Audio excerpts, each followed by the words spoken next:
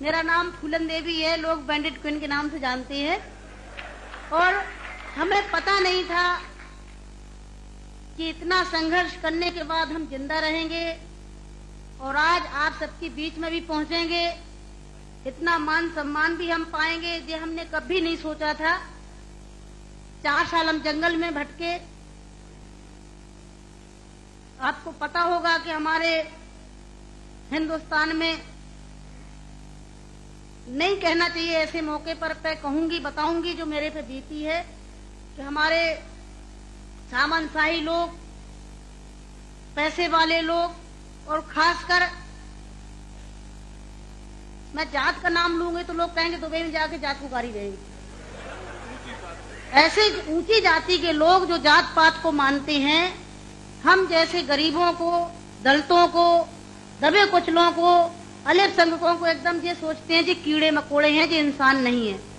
तो उन लोगों को मैंने बताया कि मैं इंसान हूं, अगर हमें तुम मारोगे तो हम भी चुप नहीं बैठेंगे, हम भी जवाब देंगे। और इसलिए मैंने कई दफे सोचा कि मैं आत्महत्या कर लूं, मर जाऊं, पर मैंने सोचा कि मरती तो हजारों लड़कियां रोज हैं। बताओ, हमें डाकू के नाम से जानते हैं लोग, डाकू, फूलन देवी डाकू। बताओ, मेरी 4 हाथ पैर हैं। कहते चम्मिल घाटी की है, चम्मिल घाटी की, चम्मिल घाटी मेरी माँ बाप है। अरे मैं माँ बाप से पैदा हुई हूँ, मेरा कसूर यही है कि मैं झोपड़ी में पैदा हुई, गरीब परिवार में पैदा हुई, दबी कुचली समाज में पैदा हुई, तो हमें जीने का अधिकार है नहीं। मेरे भाई और बहनों, मैंने कोई बुरा काम नहीं किया। मैं तो वहां भी मंच में बोलती हूँ, अब्बू भाई के साथ में तो कई सभाएं हुई हैं, बहुत बड़ी बड़ी सभाएं हुई हैं, कि मैंने कोई बुरा नहीं किया है। आपने सुना होगा, सुना था, आप तो वहीं के सब रहने वाले हैं, कुछ हमारे भाई हैं यहाँ के, है कि एक सीता के कारण इतने बड़े जो रावण का आज तक पुतला फूंकते हैं, उसका यही कसूर था कि खाली एक औरत को उठा ले गया तो आज तक पुतला फूंकते हैं। मैंने क्या बुरा किया? मेरे साथ भी ऐसे रावणों ने अत्याचार किया, मैंने उन रावणों को जवाब दिया। फूलन देवी को डाकू है, डाकू है।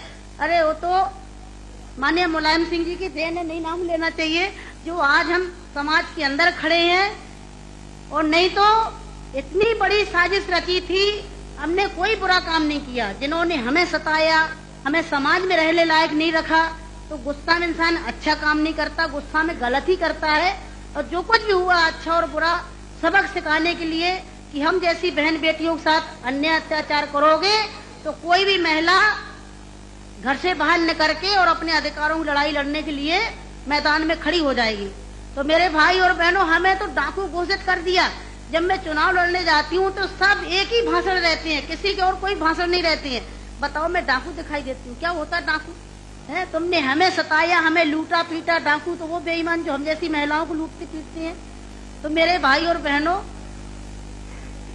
4 साल में जंगल में भटकी, 11 साल में जेल में रही, और जेल में भी हमें पागलों के साथ रखा गया था। अच्छी जगह नहीं रखा गया, जहीं पागल महिला थी, पागल महिलाओं में रखा गया था। 11 साल तक हमें जेल में रखने के बाद कोर्ट में पेश नहीं करा गया।